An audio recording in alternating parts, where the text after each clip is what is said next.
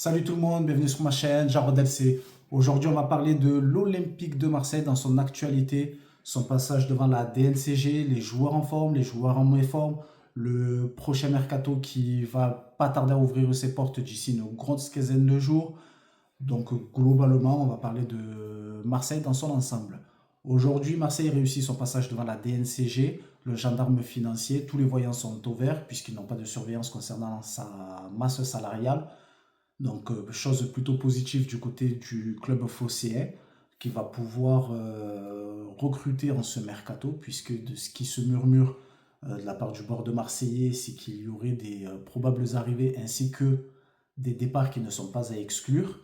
Est-ce qu'on va voir la venue d'un joueur qui fait tant frémir du côté de Marseille, à savoir Paul Pogba, puisque c'est le nom qui se murmure déjà depuis quelques semaines, à savoir si il va venir et satisfaire de ce côté-là, puisque certains ont eu une réticence à ce niveau-là, de se poser la question s'il va arriver en forme, est-ce que c'est le secteur de jeu où Marseille a besoin de recruter. Si je dois donner mon avis là-dessus, simplement, je vais dire en deux parties. C'est que de la première partie, d'un point de vue marketing, je vais répondre oui. De la même manière qu'un David Beckham avait pu le faire à l'ère de début de QSI avec le Paris Saint-Germain, puisque le personnage est super bankable. D'avoir un joueur de cette dimension-là à l'OM, ça fait très longtemps que ce n'est pas arrivé, même si cette saison, Marseille a eu le nez fin avec les arrivées d'un Adrien Rabiot, d'un Mason Greenwood, d'un Hochberg, mais d'avoir un Paul Pogba dans tout ce qu'il représente d'un point de vue marketing, c'est plus que formidable pour le club marseillais, puisque aujourd'hui, voilà, Paul Pogba, c'est un champion du monde, c'est l'équipe de France, son CV n'est même plus à présenter, donc je ne vais pas l'énumérer. Mais simplement, je dis oui, oui, oui, oui, oui, d'un point de vue marketing. Maintenant, d'un point de vue sportif, est-ce que je dis oui? La réponse est encore oui, étant donné que même si ça fait plus d'un an, même si ça fait plus d'un an qu'il n'a pas foulé les pelouses, d'avoir un Paul Pogba s'il revient à son niveau, est-ce que sans sa suspension, Marseille est en capacité de recruter un joueur de cette dimension-là? La réponse, bien évidemment, est que non.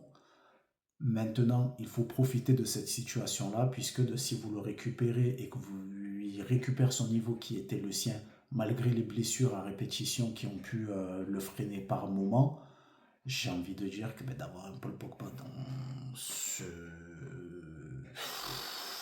dans tous ces aspects, c'est archi oui, malgré les blessures.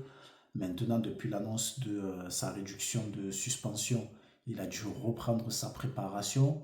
S'il est recruté sur le mois de janvier, il aura jusqu'au mois de mars, puisque sa levée s'effectuera à ce moment-là. Il lui restera à peu près 2 mois et demi de rencontres pour retrouver un rythme de jeu. Donc, par rapport à ça, je. Comment vous dire? J'espère, puisque on le sait que des points surtout du côté de l'Olympique de Marseille se perdent en fin de saison. Donc d'avoir un joueur qui rallie de ce côté-là et qui apporte toute sa palette technique, même en dehors de son aspect technique, mais de par sa présence et de par son expérience, va venir encadrer l'ensemble des restes des joueurs pour avoir cette fameuse gestion sur certains matchs décisifs qui peuvent coûter 2 points par ici, 3 points par là, venir gratter le point du match nul ou faire basculer une rencontre justement qui était censée se terminer sur un match nul et finir sur une victoire.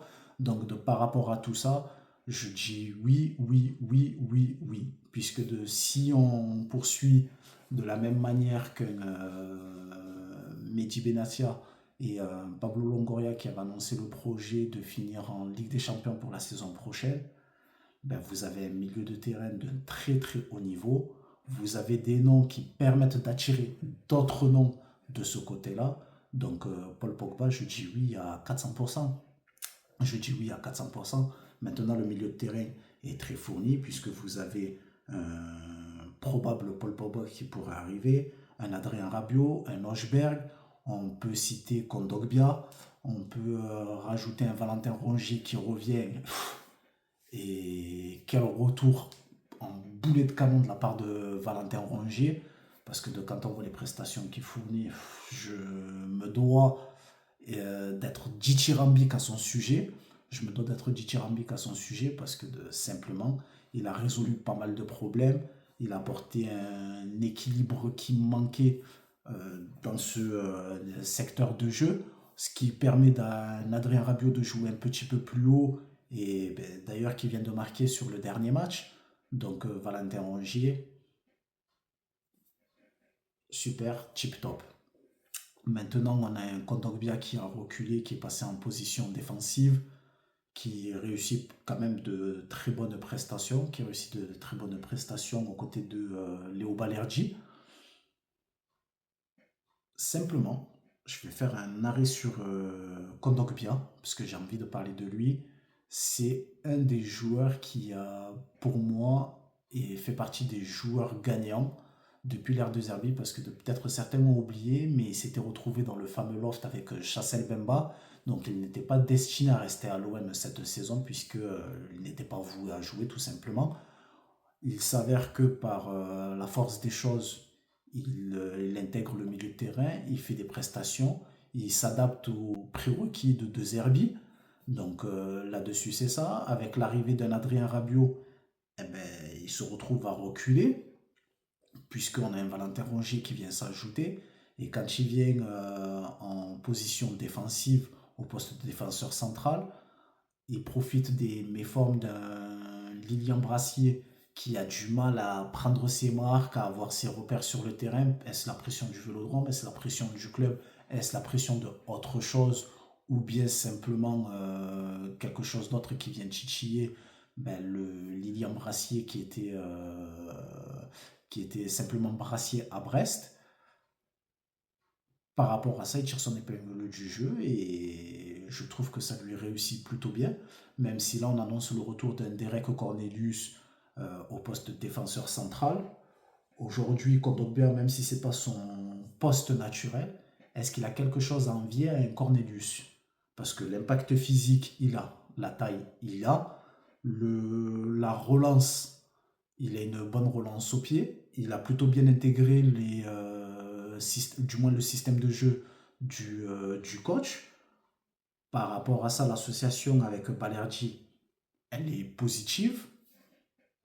Est-ce que Cornelius ne serait pas le perdant de cette histoire? Puisque d'aujourd'hui, si on prend un Kondogbia dans la dimension dans laquelle il est, auquel il est en train de prendre ses marques au poste de défenseur central et de la montée en puissance qu'il est en train de faire, je ne vois pas de raison qui ferait qu'aujourd'hui Kondogbia aille sur le banc. Peut-être après, d'un point de vue dirigeant, de se dire on se sépare parce que on laisse place à Cornelius. Après ça, c'est une autre conversation. Mais d'un point de vue sportif, actuellement, j'en vois pas plus intérêt de changer cette fameuse charnière centrale qui est en train de prendre ses marques. Plutôt sur les postes de latéraux, à savoir à droite et à gauche, de trouver peut-être de nouvelles arrivées, puisque certains noms ont été annoncés. Maintenant, est-ce qu'ils viendront, ils viendront pas? Ça, c'est encore une autre question. Donc, je pense plutôt que ça va être à ces niveaux-là qu'il faudrait recruter.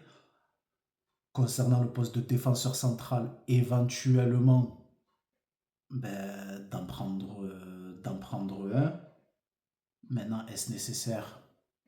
Je ne suis pas coach et je ne suis pas directeur sportif du club, mais dans l'actualité du bassin marseillais et du bassin phocéen, je vais dire que non, puisque si on énumère, vous avez un Léo Balerdi, Kondogbia qui s'aguerrit à ce poste, un Derek Cornelius, un Lilian Brassier, vous avez un Bamo Meite, donc vous avez 5 joueurs pour 2 places. Est-ce que la nécessité est de recruter réellement à ce poste-là? Je ne pense pas non plus. Simplement de faire confiance à Geoffrey et à cette fameuse paire et plutôt d'aller chercher des latéraux puisque c'est les carences actuellement au niveau de l'OM. Après, voilà, dans les perdants actuels de la saison, je vais parler aussi d'un Eli Wahi puisqu'il était annoncé comme l'attaquant phare prenant en charge la pointe de l'attaque marseillaise.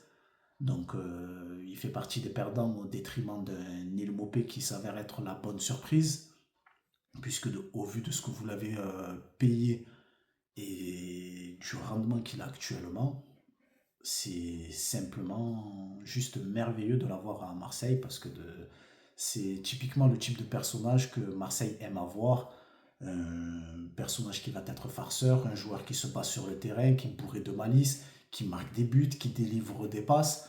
Donc, faisant face à la, entre guillemets, rivalité avec Eli Wahi, il tire son épingle du jeu de la même manière.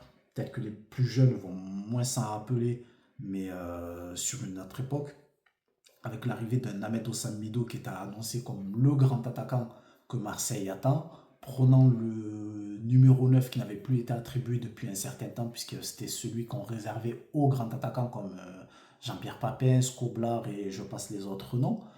Mais il avait été annoncé de cette même manière-là. Et ensuite, vous avez une autre arrivée qui était annoncée également, mais qui venait suppléer ce fameux grand attaquant et qui a su tirer son épingle du jeu. On ne le présente plus aujourd'hui, mais c'est Didier Drogba. Ben, de la même manière, aujourd'hui, Neil Maupay tire son épingle du jeu qu'a pu le faire un Drogba à l'époque. Vous avez un Mido qui avait fini sur le banc, de la même manière qu'un Eli aujourd'hui. Donc par rapport à ça, je dis chapeau à Mopé, puisque même pour lui, lors de ses interviews, il confessait d'être le simple remplaçant de Eli Wahi, puisqu'il restait le numéro 2 et Wahi le numéro 1. Sauf qu'à aujourd'hui, ben, c'est lui qui joue. C'est lui qui joue. Donc Wahi, grand perdant de cette situation-là. Ensuite, on a des joueurs comme Jonathan Rowe, de par le nouveau positionnement d'un Adrien Rabiot, qui fait partie également des perdants, alors que voilà, nous à Marseille, on aime avoir ce type de joueur frisson parce que voilà, de l'action qu'il réalise à Lyon en marquant le but en toute fin de match, ben, c'est typiquement le type d'action qui fait vous lever de votre chaise et que les supporters marseillais aiment. Donc à partir de là, on aimerait le voir davantage. Mais de par ce nouveau positionnement d'Adrien Rabiot, j'ai peur que son temps de jeu ben, va se réduire à moins que De Zerbi nous sorte quelque chose et l'intègre dans un nouveau système qui pourrait lui donner plus de minutes parmi les joueurs qui réussissent, puisque Adrien Rabiot, qu'on vient de citer précédemment, il a une montée en puissance qui est juste merveilleuse. Son but contre Saint-Etienne en atteste, avec un rendement et un abattage sur le terrain, mais qui commence à ressembler à être le sien. Donc c'est juste merveilleux, c'est juste merveilleux de ce qu'il produit sur le terrain. Et là, vous avez une équipe qui est en train de monter en puissance parce que avec le retour de Valentin Rongier de sa blessure, ben, c'est le joueur qui manquait, qui apporte ce fameux équilibre d'entre deux qui vient compenser, qui permet de libérer Rabiot de ce côté-là. Mais Rongier aujourd'hui, c'est Rongier parce que depuis le début qu'il est arrivé du côté de la Canebière, c'est des prestations là quoi. C'est des prestations qui sont là. Là, il revient de blessure, il remet des prestations ici, il regagne sa place. Est-ce qu'on va revoir un Amin Narit en plus revenir? Je pense pas, donc je pense que lui également doit faire partie des perdants de ce côté-là. Mais Valentin Rogier, c'est titulaire, titulaire, titulaire et titulaire, quoi. Donc par rapport à ça, dans les joueurs en forme, je valide plus, plus, plus. Et comment ne pas parler d'un Mason Greenwood qui, en termes de statistiques, il est juste là, voilà, il est derrière en termes de but d'un Jonathan David. Il est au coude à coude avec un Bradley Barcola, donc les deux sont à 10 buts. En termes de statistiques, Mason Greenwood, rien à redire. Maintenant, j'ai envie d'être un petit peu plus tatillon avec lui, de par la dimension que représente le joueur, parce que les stats, ok, maintenant la production dans le jeu, ben, j'ai envie d'être exigeant avec lui, parce que on sait le niveau qu'il avait quand il était en Manchester United. Certains vont me prendre pour un fou dans ce que je vais dire, mais à ce moment-là, si je ne me trompe pas, juste avant son histoire de violence qui était tombée à son encontre, Il me semble que sur Transfer Market, il était la quatrième valeur marchande la plus chère au monde. Donc c'est pour dire le potentiel qui était annoncé concernant ce joueur. Donc par rapport à ça, même s'il reste jeune et qu'il n'a pas le recul et l'expérience nécessaires des grands joueurs, mais j'attends plus de différence parce que le penalty qui tire contre Saint-Etienne, si vous voulez, résume globalement la nonchalance de Mason Greenwood sur le terrain.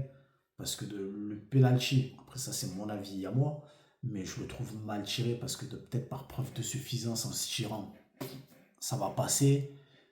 Et au final, l'Arseneur fait un super barré. Et derrière, c'est là où il vient nous éclabousser de son talent, c'est que ces joueurs-là, ce qui se passe dans leur tête, ça va pas à la même vitesse que nous, puisque on le voit tout calme et serein. Il a le temps de se positionner, de s'orienter, d'ajuster et de marquer son but, pendant que vous avez tout le bloc défensif de la Saint-Etienne qui est en train de revenir presser pour essayer de défendre le ballon repoussé par le gardien. Donc par rapport à ça, ben, j'attends un petit peu plus de lui, plus de différence dans le jeu, de quand il perd des ballons, ben, c'est de venir les défendre, parce que de la même manière qu'un Kylian Mbappé à l'époque du PSG, il perd le ballon, après il est plus concerné par la tâche défensive. Et dans le football actuel, le football moderne, aujourd'hui c'est plus permis puisqu'on le voit que à l'exception, voilà on va mettre les exceptions, Messi, Cristiano à part, tous les joueurs défendent. Tous les joueurs défendent. D'avoir un joueur aujourd'hui qui ne défend pas, ça crée un déséquilibre, c'est des décalages, c'est des situations qui peuvent amener des actions de but.